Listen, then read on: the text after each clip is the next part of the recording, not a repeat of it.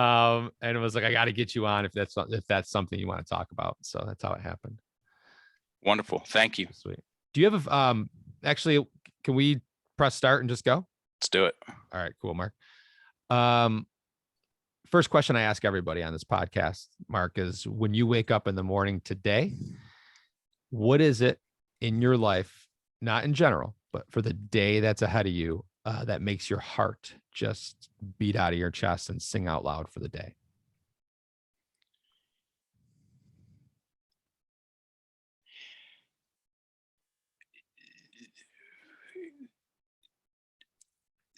Tapping into, that's a great question. It's the continuation of 14 years in the game, somewhere between full time and overtime the whole time. As far as this work is concerned. So I got up this morning, went on my walk. I'm a devout walker. And first thing on the calendar was to talk to my business partner. We have a meeting every Tuesday and Friday. And we got an event scheduled in Salt Lake City. Next month, I'm going to go on a show out there. I enjoy being in front of live audiences. And we talked about our show notes for this evening. We do a live class on Instagram. It's called Tuesday Night Live every Tuesday. Tonight's topic and the next 3 Tuesday night lives, the topic is money and money stories. So we got clear on the content for the class. I'm doing this show with you at 11 a.m. Eastern Standard Time. We have 2 level 1 coaching calls on our level 1 certification to do at 1 and 3, and then somewhere around 2 o'clock, we've got 3 of our students coming in to stay the night here at my family's lake house,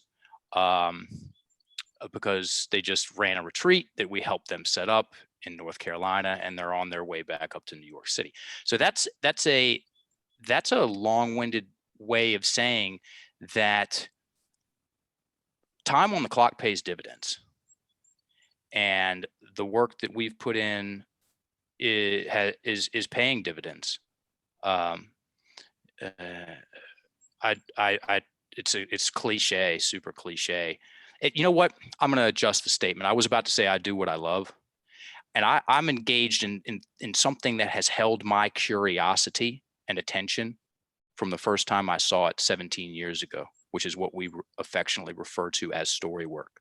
I'm a terrible student. I'm an absolute horrible student. I've got a long list of public school interactions to prove it. I'm a terrible student, Justin, when I could care less about what I'm learning.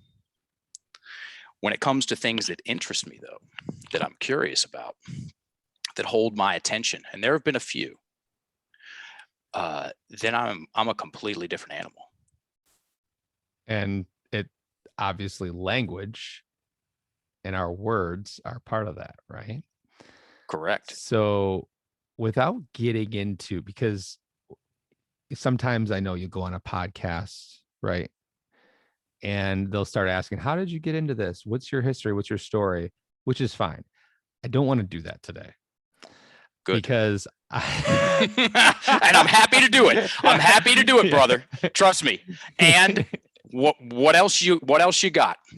Because I want to get as much as I can out of Mark England's head onto the screen and into this voice for me and the people listening, of course, because this is also a topic that I'm super curious about, and that me and, admittedly, my spouse and I will, but not butt heads, but we'll call each other out at times for using blanket statements or saying things like, what is wrong with you?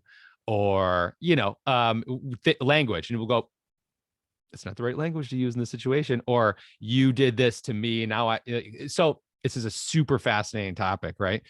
Before I even get into that though, what's your, because this is like a quote unquote family type podcast. What do you have? You have kids, you're married. What's your family situation? I'm single, unmarried. I have 2 nieces. Uh, and I this is a relevant side uh, uh, uh, adjunct to the conversation or addition. I did used to teach children. I was an elementary school PE teacher for a number of years, Oh, cool. and that's actually where I first started cutting my teeth on I the art and bet. science of giving simple, clear directions. Ah, And I did it overseas. I was an elementary school teacher in Thailand for a number of years at an American school. And what I quickly surmised is you got to be efficient, economical with your language to, in a very short amount of time, explain the working dynamics of how to throw a frisbee to a 7-year-old Indian girl from Mumbai who's never seen a frisbee before. So how good can you get with your instructions? That's when I first started paying attention to my words. yeah. Let's ask the first question that I want to ask in regards to your words.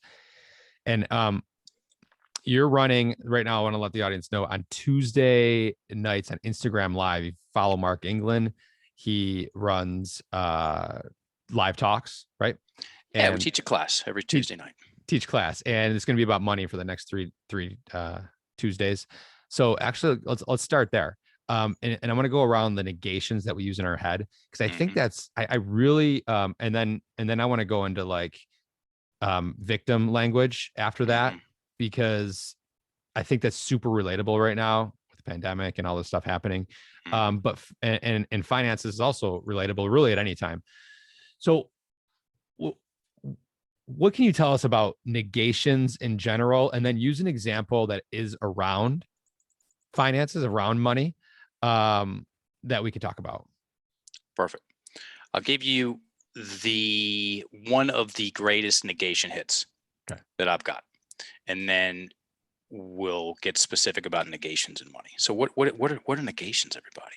Yeah. Negations are sentences that force you to stare at the things you don't want to repeatedly. First thing my driving teacher taught me when I got in the car, first thing out of his mouth, he said, look where you want to go because you're probably going to go there. And regardless of our intent to focus on things, the words that we use is going to win over our intention. And here's an example. So 2014, I was up in Calgary giving a presentation to an insurance company. And I stayed after and did individual sessions with their reps. I'm in a room 6 feet away, 2 chairs facing each other from this young man, 23, 24-year-old young guy. And he was having problems at work. And this is what he said, and this is what he did. Mark, I can't keep focusing on my past. And he turned around super fast, looked behind him, then turned back and looked at me. I'm looking right at him. I saw the whole thing. Guess who missed it? Him. I said, you just turned around and looked behind you, right? He goes, really? I go, yeah. What did you see? He had to stop and think about it. I saw myself all alone and on the couch. So that's 2 of the 4 things, folks. 2 of the 4 things that our language influences. Fact, law, instantaneously. Our physical body, our imagination. Then I asked him, how you feeling? And he said, I'm frustrated, I'm angry, and a little bit sad. And then I asked him, where are you breathing? And he said, well, I'm just all tight. What he was talking about is his breath is trapped in his chest. Those right there are the 4 main components of how people experience themselves. our physical body, the pictures in the mental movies we play in our imagination, how we feel and how we breathe. And your language influences those things all day long, every day. Bet on it. And I said, okay, cool. Write that sentence down. What do you mean? Yeah, the one you just said. Which one? The I can't keep focusing on my past. So he picked up his pen, also known as a magic wand. We're going to get to that too. And he wrote down the sentence, I can't keep focusing on my past. And I said, if that's what you can't keep doing, what can you start doing? And he said it like a question. Focus on my future more? It went up at the end. I said, great. Now turn it into a statement. Took a breath, started nodding, had to think about it. I can focus on my future more. Took a sigh of relief. It started to land. I can. You can see him and hear him talking himself into it. Because guess what, folks? We talk ourselves into stuff all the time. We talk ourselves out of stuff all the time. The cold hard truth of it is that most people's language works against them majorly, and they never even know it. Mainly because negation acknowledged, we're not taught this stuff in school. There's way more to our language than spelling, grammar, and definitions. There's a whole other game to be played. And so he said it, I can focus on my future more. Check. Now he's looking into his future. Good luck making a good plan for his future by repping thoughts like I can't keep focusing on my past. That's hard work. And then but now since we're focusing, looking in the right direction, he was able to get specific about 3 things that he needed to do to improve his professional life. Okay. Which was, he needed to read a couple of books. He needed to go to more social events after work with the team, and he needed to get a mentor. And you know what? He wrote those things down. And you know what happens when people write things down? The likelihood that whatever it is that just hit the paper is going to transpire goes up 1,000%, 10 times more likely. He did those 3 things, reached out to me 9 months later and said, I have a completely different work life. And it's because I went from negating on myself. So what are what I can't keep focusing on my past. I don't like arguing with you so much, Justin. Okay. Now what do we got? We just got to, and both of us did it immediately. We both made a picture of us arguing. I won't spend all my money this month. What did I just picture? Most people, let me take out most, depending on the audience. Some people have heard of vision boards. You ever heard of a vision board? Yeah. So yeah, I'm not a huge vision board, but me and my wife will sit down and the end of every year and just do it as like a fun activity, do together, and throw some stuff on a board for the year ahead of us. And it's all about, and I'll preface this, the whole point of us putting a vision board together is intentions for the year. So we're setting our intentions of what we want for this year to be like. For example, and then a friend reached out to me a couple of days. Actually, I think I read it this morning on Instagram. And I said, hey, I'm so happy you reached out to me. This summer, my intention for the summer is to, I forget the exact language I used, but better my friendships or work on my friendships more. So let's make sure we bump shoulders, and we'll schedule golf or margaritas or something, and I gave a few examples, and he was like, awesome, sounds good. So anyway, that's why we put the vision board together, to have intentions. And sometimes I'll do it specifically for seasons, but go ahead. That's great. And just on a side note, I'm a very simple person. I'm a simple man. And this is I also like to ask simple questions. So did you put anything on that vision board, Justin? Did you put anything on there that you don't want? Of course not. It seems common sense, right? It seems common sense, yet people do it all day long with their internal vision board, also known as their imagination. My grandmother was a 3-time black belt Olympian level warrior. Worrying. WORRYING. She might have been the best ever.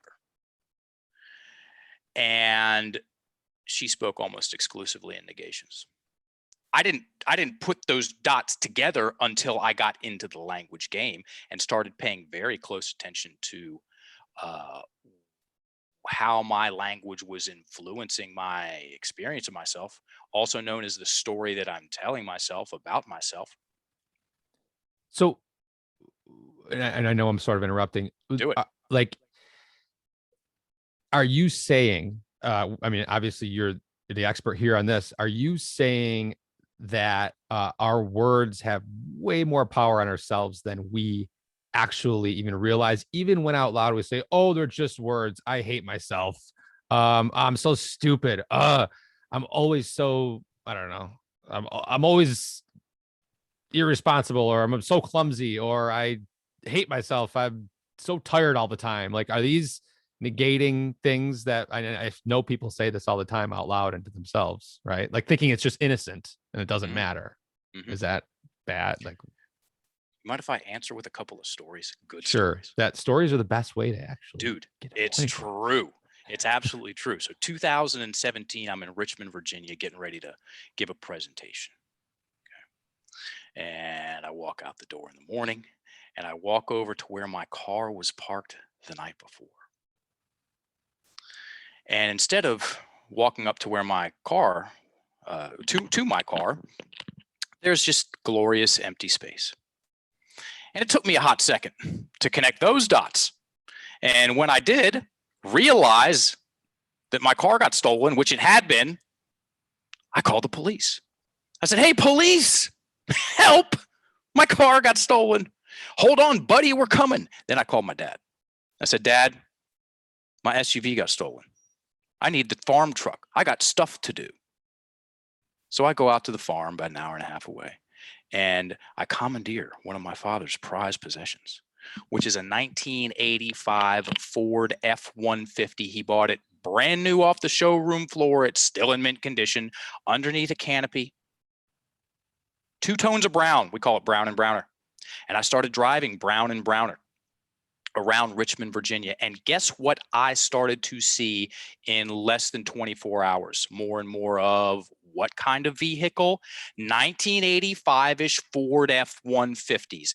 Everybody raise your hand if you've had that experience. Most people have. So that brings a very important part of the conversation about mindset and identity into the conversation, which is the reticular activating system. By all means, look this up, folks. If you want a very interesting and sobering window into how you create, how you go about seeing the things that you see internally and externally, you got to know about the reticular activating system. We spoke about Tony Robbins here earlier. He talks about it. So the reticular activating system is a piece of hardware in your brain that serves several functions. 2 of them is to find stuff.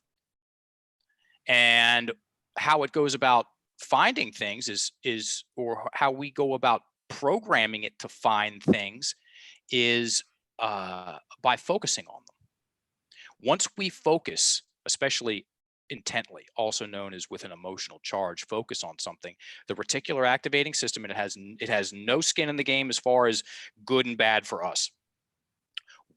Once it identifies something as important, there's another way of saying it, then it goes on a search and edit mission to find more of those things and to edit out anything that's contrary to it. So by me driving this truck around, it gets programmed that this is an important object. Now I'm going to go find more of them. And so it does.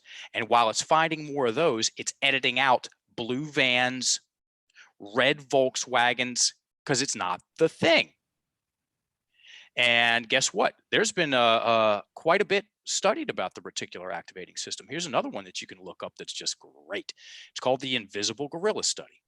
So in the late 1990s, 2 social psychologists took 7 students and made a 1-minute video. They dress 3 of the students in white, 3 of the students in black, and then the 7th student in a gorilla costume.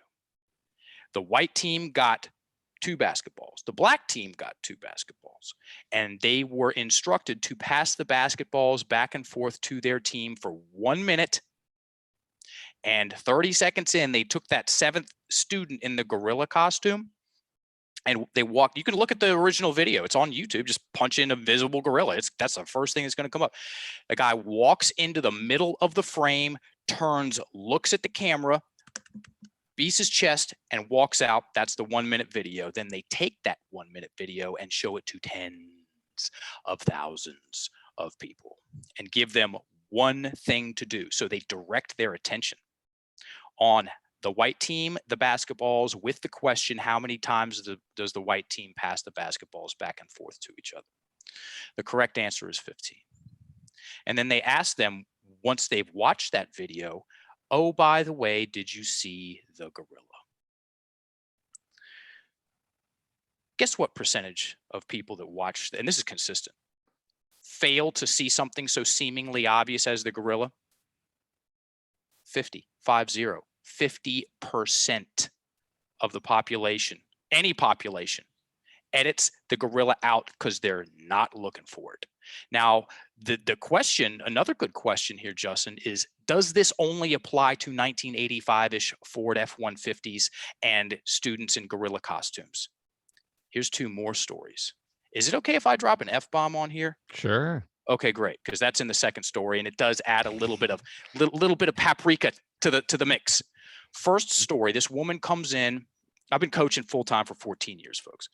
This woman comes in, sits down. I've heard a lot of stories, and she's just very forthcoming right off the bat. I'm having a problem in my relationship, my marriage. Like it's not good. My husband thinks I'm pretty, and I refuse to believe him. Oh, by the way, I know where it's coming from. I know exactly when it started. I just don't know what to do about it. I said, oh, do tell. Here's the story. She's 10 years old, walks into her grandmother's house for Christmas. As soon as she gets in the door, her great aunt is standing there and leans down and goes, my, you have a big nose, just like me. Thanks for that. Little girl tightens up, locks up. Stressed state, sympathetic nervous system response state, breath trapped in the chest. Runs into the bathroom. What do you think the first thing she looked at when she got in the mirror? Her nose, which was no bigger now than it was 5 seconds ago in reality, but in her imagination, now she's got a honker, which means what? She's ugly. And so now her reticular activating system goes on a search and edit mission.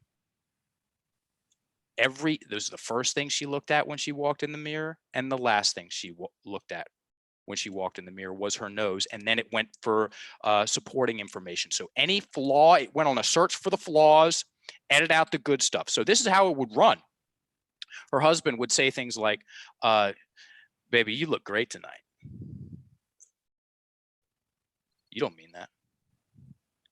Think that's going to get in the way of things? Absolutely.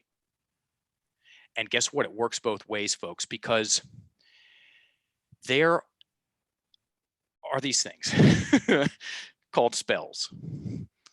And the definition of a spell, not mine, Webster's, is the definition of a spell is a word or a combination of words of great influence. So this is part of me answering in a very long and hopefully entertainingly winded answer to your, does our language powerfully influence us? Super entertaining. So keep going. Fantastic. And a word or a combination of words of great influence. So there are constrictive spells that tighten the body. There are combinations of words that tighten the body, send us into a stressed state, force us to stare at something, and create heaviness, denseness, dense energy, dense emotion. And there's also the other side of the coin. There are combinations of words, folks, that do the exact opposite of that. that expand our energy, make us feel bigger, see ourselves in our imagination in bigger and better and more competent ways, and help us breathe well. This was also 2014. I'm doing a presentation at a festival. There was a guy setting up right next to me. He heard the whole thing. He comes up afterwards and goes, "Man, that was really cool. You want to hear a good story about this?" I mean, who says no to that, by the way? And I go, "Yeah, sure." And he said, "My grandfather took me out in the backyard when I was about 13 years old." And he said, I don't know what the guy's name was. We'll just call him Davy. "Little Davy, life's wild. It's full of ups and downs and twists and turns and zigs and zags, and you're going to get some things wrong. You're also going to get some things right. Just always remember to err on the side of being a badass motherfucker." And he said, my whole world changed in an instant. He said, I looked up, things are looking up. I looked up and saw myself in my imagination as strong and capable. And he said, it felt like I just got bigger and my energy grew, and I can do this. I put a spell on you. We're spelling on ourselves all day long, folks, whether we like it or not. And most people have little to no training about how their language influences them for better and for worse. And that is the crux of this conversation. In one sentence, your language is powerfully influencing you for better and for worse. Oh, and everyone you come in contact with.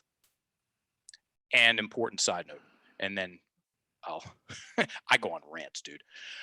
When I say language, I mean our internal dialogue and our external dialogue. Internal dialogue, what we think, what we say, and what we write. Okay, so when I reference language, that's what I'm talking about. And it is the easiest thing in the world to overlook because it's so close to home. It's so ordinary. It's relentless. It's right under our nose, and it's right between our ears. And for anyone that says, it's just words, doesn't matter. Doesn't matter what you say, it just matters how you say it. My challenge to you, okay, great. Let's test this out. Go to your employer and tell them in a very loving, sweet, empathetic, kind tone that they have horrible taste in clothes and they have mediocre at best intelligence, and I've never respected you. Be really nice about it, though, and then let me know how things are 6 months from now, work-wise. Because it doesn't matter. It doesn't matter what you say, just how you say it. Who came up with that? I actually know who came up with that. Who? It was a study that was misconstrued about inflection. Yeah. Yeah, and it was there needs to be there. I mean, like listening to you, I know it's important, and I can tell the passion and intelligence you have around this subject. It just seems like why this is not a class in school, because this is super powerful, right? Especially, hopefully, teachers are using the right language and they talk to kids, right? And I'm sure that they don't all the time, just because we don't know or understand. But what you said earlier, it just kind of sums this whole thing up, just like you said. Words that we use are going to win over our intentions every time. Correct. I mean, that quote, that could be like a quote, and I don't know if there's like memes all over with your name on it there, but that was good. If you remember that, you can put all the intentions out there that you want. We bought a Jeep you're 6 months ago, 3 or 4 months ago. And I think I've had 7 conversations with my spouse about how we think that everybody owns a Jeep. And it's impossible. And I literally go out trying not to notice Jeeps, and I can't. So when you say that, it makes me realize, like, I've literally tried to notice something else, and it's very difficult. It makes me realize how important it is to have the right language used every day, especially because most of our conversation is happening in our head. It's true. And it's to use the right words. And I think that's why I wanted to ask first about the negations, because I think that everybody's very negation. I can't do this. I don't have enough money. I don't have enough time, right? The negations we use around time is incredible now that I listen to you speak, right? I'm too busy. All these Pressure, Right. tension, tightness, stress. So on a side note, I got a Wrangler, a Jeep Wrangler. Yeah. And up here in the mountains, I think everyone has a Wrangler too. Why? Because we all wave at each other. And I swear there's one every 3 minutes. There's one every 3 minutes. And then I was actually thinking about this the other day. I'm like, you know what? If I had a 67 Ford Mustang, I think everyone else had 67 Ford Mustangs too. And it's a phenomenon, folks. It's such a phenomenon. And to not know that doesn't, to say that doesn't carry over to other aspects of your life is absurd. It totally does, man. It totally does. Now, negations problem. What are the negation keywords, folks? So we're in the middle of a conversation about language, okay? And we're gonna tie this thing together at the end and give you 2 things to do as far as ways to majorly improve your language. And they're both super easy. So one of those has to do with something called soft talk, which we're going to get to. So we started the conversation specifically about negations, negation keywords. All you have to do, folks, well, there's more to it than that. And this is where everyone starts, is raising your awareness about the keywords. Because once you raise your awareness of the keywords, you start to hear them, connect dots, then you can start making adjustments in your language. Okay, so it has to start with awareness, also known as education. So the negation keywords, if you're somewhere where you can write them down. Don't, can't, isn't, not, shouldn't, won't, hasn't, haven't. That's most of them. Those words force you to stare at the things that you don't want to look at, regardless of how sick and tired you are of looking at them. That's one of the pillars. There's 3 of conflict language. The other one, another one is projections. Woman comes in, sits down. The crux of her story was, he made me think we needed to get married. He made me think we needed to get married. Guess what I did? All of this stuff is total rocket science, by the way, folks. I'm kidding. None of it is. Take your pen, write that sentence down. Which one? What do you mean? He made me think we needed to get married.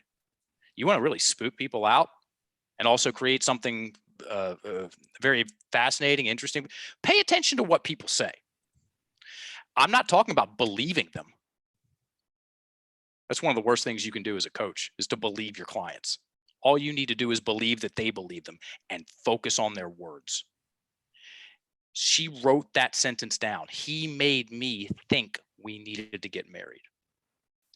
And I asked her, how are you feeling? Tense, tight, angry, bitter. They were divorced. Breath trapped in the chest, sympathetic nervous system response. On a sympathetic nervous system response, stress state rant, good luck, whether you're a coach or you're a parent or you're a spouse, good luck having a productive conversation with someone while that person's breath is trapped in their chest. It's called amygdala hijack. It's a term Daniel Goleman coined in 1996 in a book on emotional intelligence. When someone goes into, which is a fancy name for stress, being stressed, when someone goes into a stress response and their breath gets trapped in their chest, it's known as shallow breathing, labored breathing, or coastal breathing. A variety of unfun things happen. Okay, my ability to listen goes way down. I get focused. I get tunnel vision on one thing. I physically and metaphysically lose access to my peripheral vision. I get tunnel vision. I also, my problem solving, I lose access to my creativity, and we've all had conversations with people that are highly emotional. And what's the words around it? It's like talking to a brick Yeah. wall. Yeah. So she says this, he made me think we needed to get married. She's stressed. She's staring at a picture of what? Guess who's in the picture? And I already knew. Okay. None of this is rocket science. And you pay attention to the words, and generally speaking, what the picture is going to look like in their imagination. This goes, all this stuff goes for you as well, folks. He's in the picture. She's in the picture. He's doing something to her. He's the villain. She's the victim. She has to wait for him to change his behavior so she can feel better about things. Pun intended. Don't hold your breath, folks. And I asked her, who thinks your thoughts? And she was smart. She caught on to where this was going fast. Me. Who feels your feelings, or who creates your feelings? Well, me. Great. Scratch out he, put in I. She did it somewhat reluctantly, and then took a sigh of relief of pressure. I made me think we needed to get married. Huh. Did the language change? You bet it did. One word did. Did the picture change? Yeah. Took him out of it. Put her in it. Gave her her power back. You ever heard that? There it is, right there. The projections, folks, that's where the venom comes in. They need to respect me more. He shouldn't treat me that way. She needs to grow up. All of those sentences are going to create victim, villain, mental imagery, and then the subsequent feelings of being abused, which is different flavors of stress. Now, this brings up before Justin hit play, we were talking about an online course that we have. And in 2014, we shot it. In 2015, we published it. We had to reshoot that thing, which was no small task for two dudes bootstrapping a business. And the main reason that we had to reshoot it is because before what we are currently talking about now, folks, conflict language, there's 3 pillars. We've talked about 2, and we're going to end on the 3rd. Negations, projections, and this stuff called soft talk, which is the best place to start practicing. Those 3 pillars are part of a subset of the English language that in this course we call conflict language. They're responsible for roughly 85%. It's an unofficial number based on my observations of how I piss myself off and how other people piss themselves off. Roughly 85%. Okay, likely a little low, and we'll go with 85. And before it was called conflict language, this is why we chose to reshoot the course. Before it was called conflict language, it was called victim mentality language. Exactly, which is very accurate based on the definition of the victim mentality, which I'm about to recite for the umpteenth hundredth time. And I'm just getting started. And it was too strong of a place to start the conversation. I'm going to take a little bit out of the middle, Justin. This is the verbatim definition of the victim mentality. The victim mentality is an acquired personality trait where a person tends to regard himself or herself as the victim of the negative actions of others, even in the absence of clear evidence. Hello, reticular activating system. The victim mentality depends on a habitual thought process and attributions. I took a little bit out of the middle. That's the definition. That second sentence is so telling. Look at it.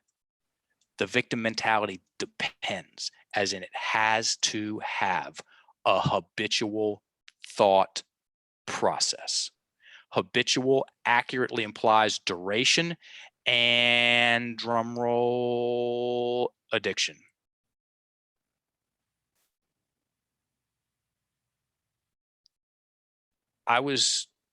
I created a DEFCON level 5, whatever the highest level of the DEFCONs is. I was at the top. Victim mentality for myself. I thought I was a tough guy. I moved to Thailand in 2002 to be a professional Thai boxer. And I jacked my knee up. Had my second surgery over there 6 months in. Darkness descended. And I used that fail, which what I saw it as at the time, as proof, evidence that I wasn't good enough. And I was somehow doomed to fail and that there was something wrong with me. My deepest fears. So much so that I didn't laugh for a year. I might not have smiled, definitely not authentically. And once I clocked, me and my simple mind, I asked myself a question. Am I going to be telling myself this woe is me, the world's against me story when I'm 55? I looked at that version of me and I was like, dude, if that happens, then you really are a loser. And I said, I'll take anything but that. I'll take anything but that. And that's when things got weird and interesting. That was the beginning. And a few months later, I found myself on an island in the Gulf of Thailand doing a 7-day detox, pay to not eat, take these weird herbal pills, hang out with a bunch of neo hippies talking about weird shit on the beach. Quite the scene.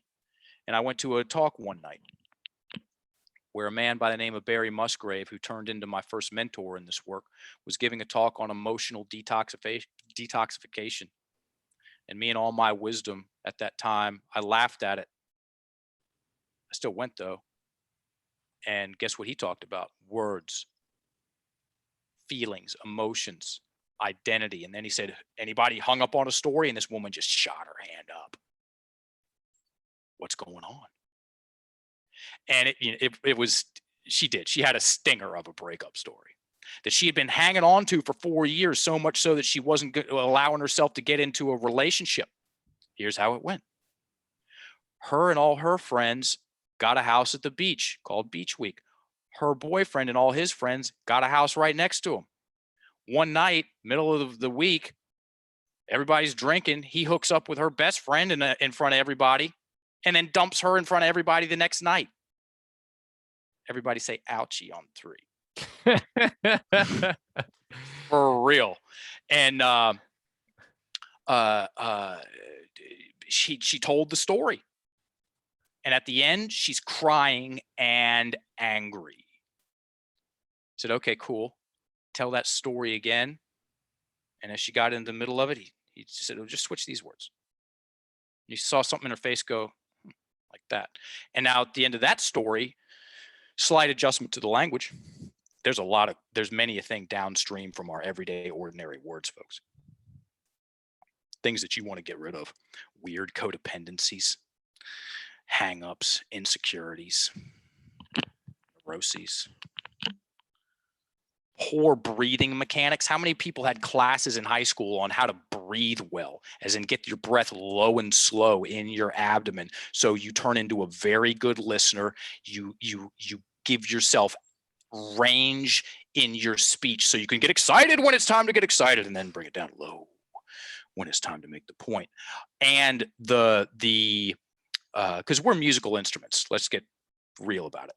I'm making a bunch of noises and you understand, you're hearing the noises and creating a story. We're windbags, like walking, talking accordions. When you get your breath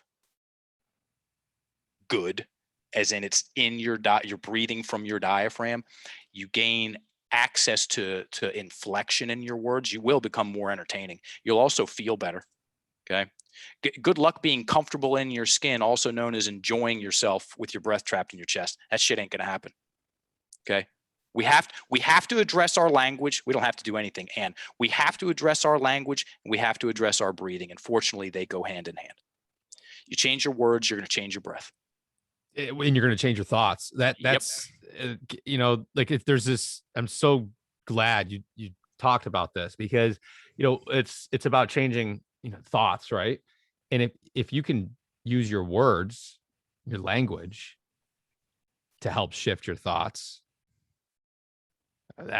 that, and it becomes awareness. Do you have a meditation practice that you use to become aware, or do you just been practicing this so long that you're just totally notice it? This goes back to what I said at the beginning of that question, and I did, and there's the dead air time to prove it. I gave it thought before I answered about what gets me going, and it's not what gets me going. It's the fact that this thing has kept me going. Like I have no questions, folks, about what I'm doing with the remainder of my career, my professional time. And here's why. After 10 years in the game, I looked around and I had just a consistent yes the whole way through. I said, why would I ask any more questions? I'm doing this for 50 years because I'm a curious cat. I want to know what 50 years in one game, intently focused on one thing, putting in the hours on the clock. What does that feel like? What does it feel like? What will I be able to see? And when I made that decision, I went into my calendar and I scrolled down to January. This is a true story. Scrolled down to January 17th, 2057. And I wrote in my calendar. It's in my calendar right now. It took me a little while to get down there. That's when I give my last whatever. It's presentation, workshop, something. And then I walk. Why that date? 50 years sounded good. 50 years sounded good. And to fast back up to when I first saw it. And so he walked that woman through the story once more, so 3 times, and she went from angry and tears, and then that last time through, he changed a very important part of the story that she was telling herself about the thing, which directly influenced her taking it personal, making it about her. And she goes, well, that guy was actually pretty weird. It wasn't going to work out anyway. And that happened in 7 minutes by changing the words. And I looked at that and I said, that's not my story, but that's my story.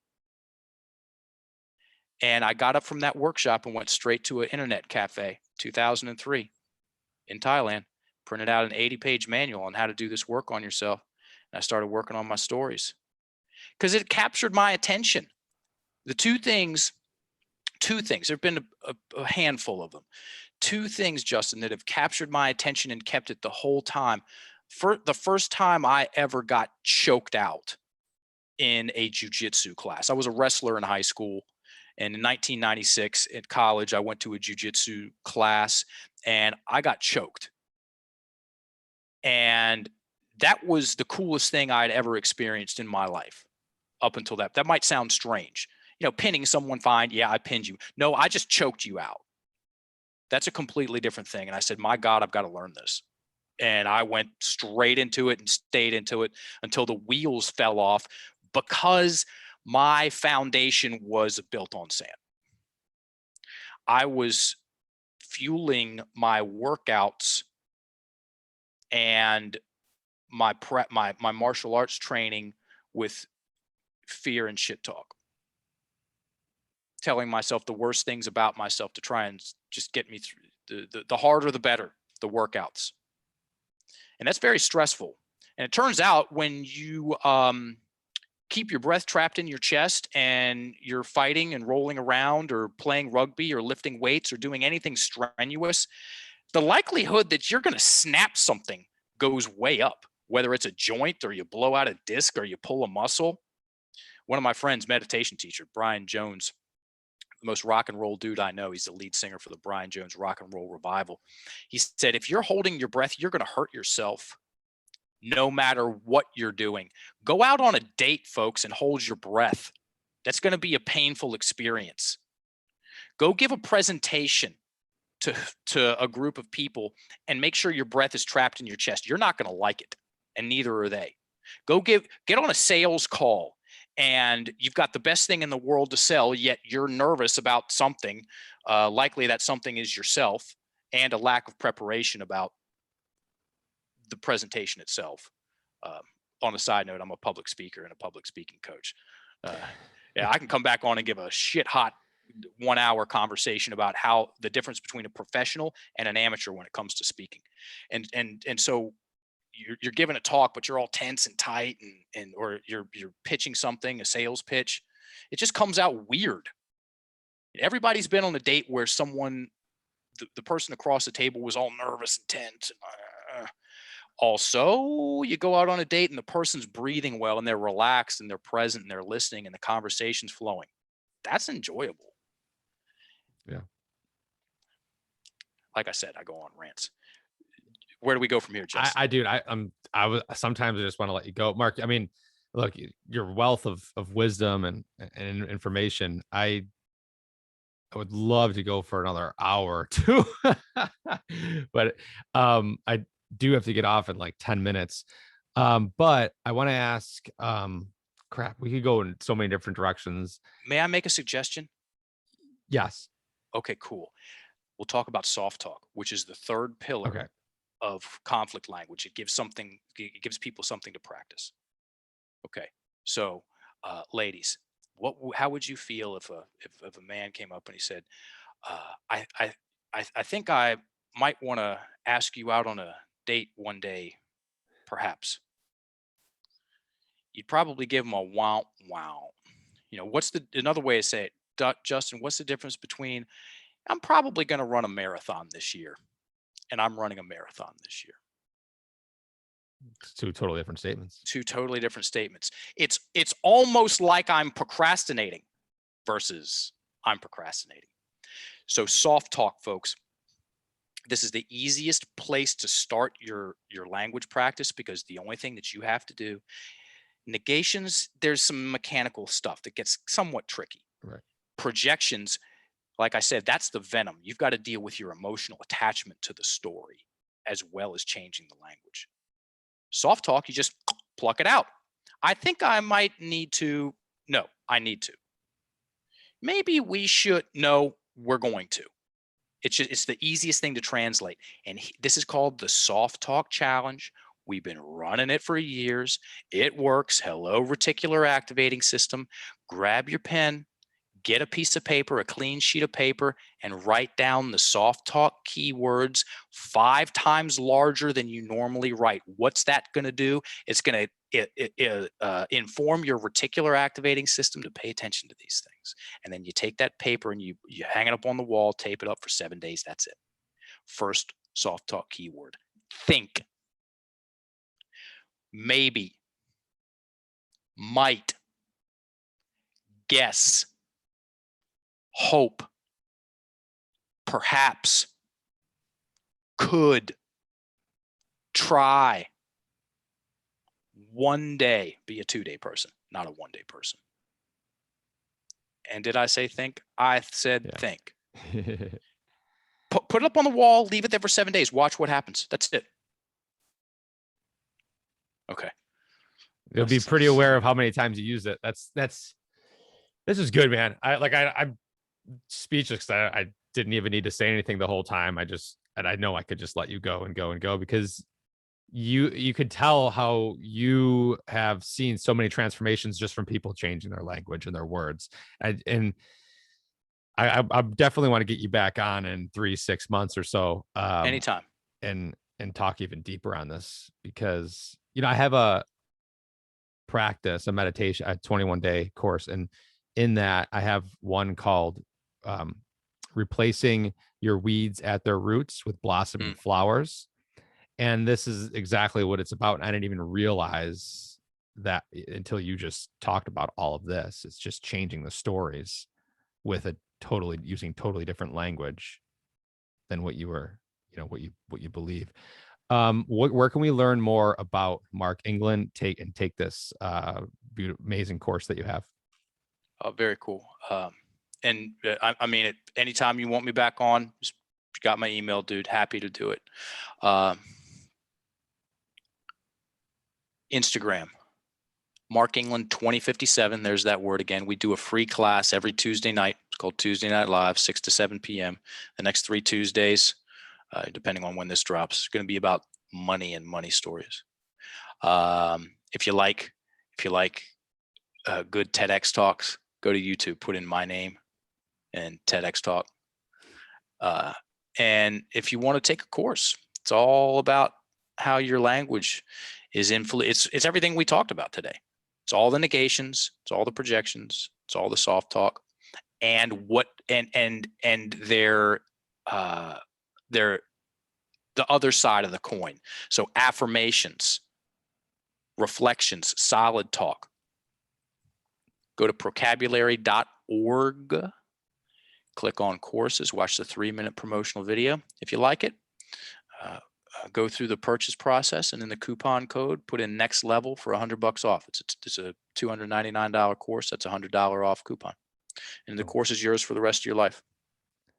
Yeah. And I actually said this before we pressed record is, you may have heard a piece of this before, but it's so important to consistently come back and remind ourselves about this and to reiterate it. And that's why we read books.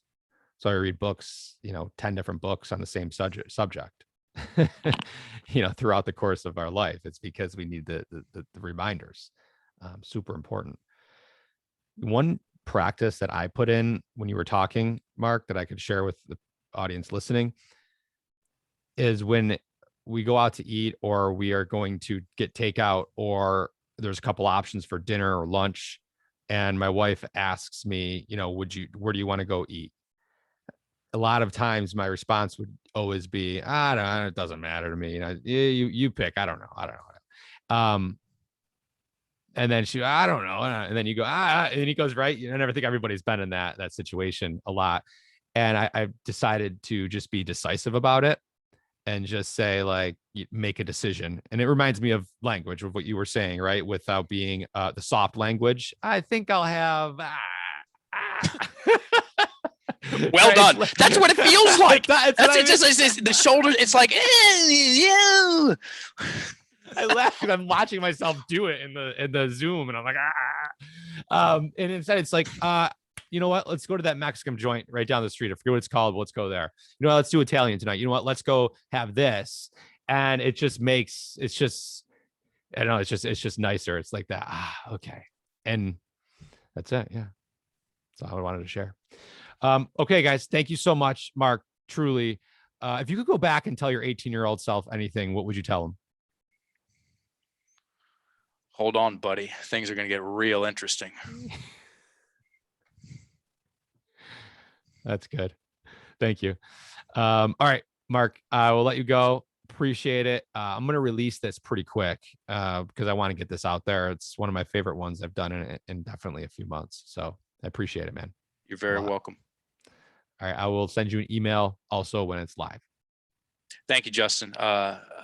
And thanks for letting me just go, man. You hit play and asked a couple questions. Yeah, I enjoy that. You're a good host. Thanks. I appreciate that a lot. Take care. All right, buddy. Cheers.